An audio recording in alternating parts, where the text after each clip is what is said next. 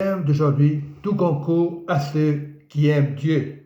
Le psaume 108. Mon cœur affermi, ô Dieu, ô mon Seigneur Jésus, je chanterai, je ferai retentir mes instruments, c'est ma gloire. Réveillez-vous, mon luth et ma harpe. Je réveillerai l'aurore.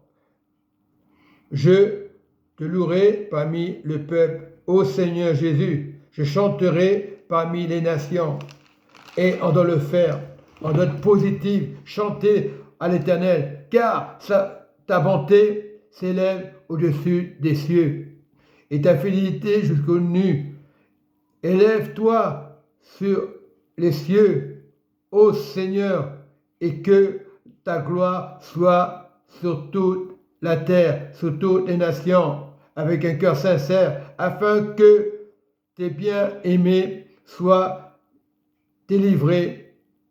Sauve par la droite et exauce-nous, Seigneur. Dieu a dit dans sa sainteté, je triompherai. Et quand le Seigneur te fait quelque chose, il le fait. Il va triompher. Je partageai les Sichem, je mesurai la vallée de Sukkot.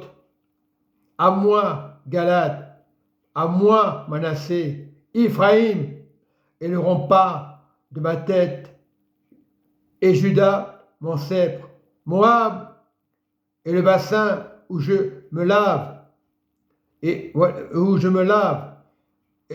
je jette mon soulier à Édom. Je pousse des cris de joie sur le pays des Philistins. Qui mènera dans la ville forte? Qui me conduira à Édom? N'est-ce pas toi, ô Dieu, qui nous a repoussés et qui ne sortait plus? Ô Seigneur, avec nos armées, donne-nous du secours contre la détresse. Le secours de l'homme n'est que vanité. Avec le Seigneur, nous ferons des espoirs et écrasera nos ennemis. Lorsqu'on marche dans le Seigneur, on peut avoir des pensées, on peut être affronté par nos pensées, mais Dieu est plus fort que nos pensées. Dieu regarde nos cœurs. Aujourd'hui, beaucoup, enfants de Dieu, se disent chrétiens. Chrétien ne veut rien dire.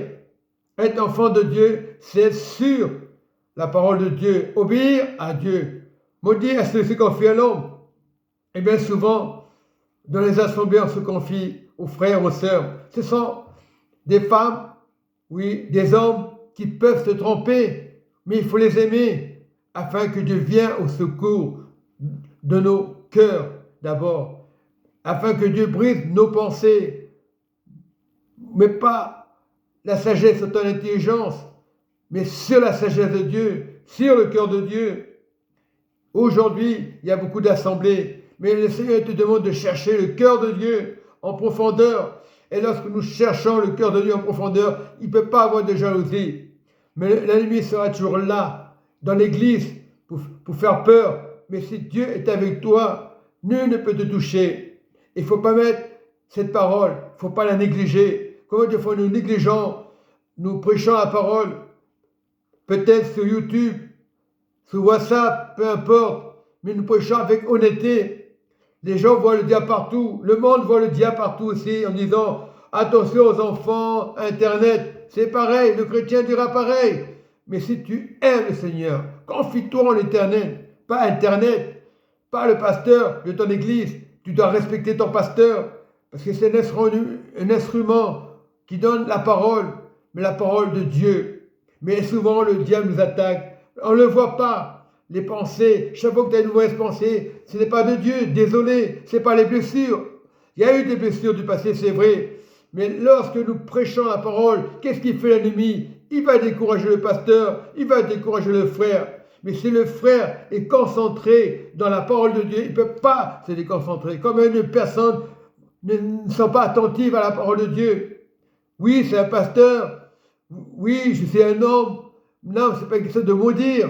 nous sommes des canaux du royaume, pas physiquement, nous sommes du royaume et nous devons donner le sel et l'amour de Dieu. Soyez bénis. Amen et Amen.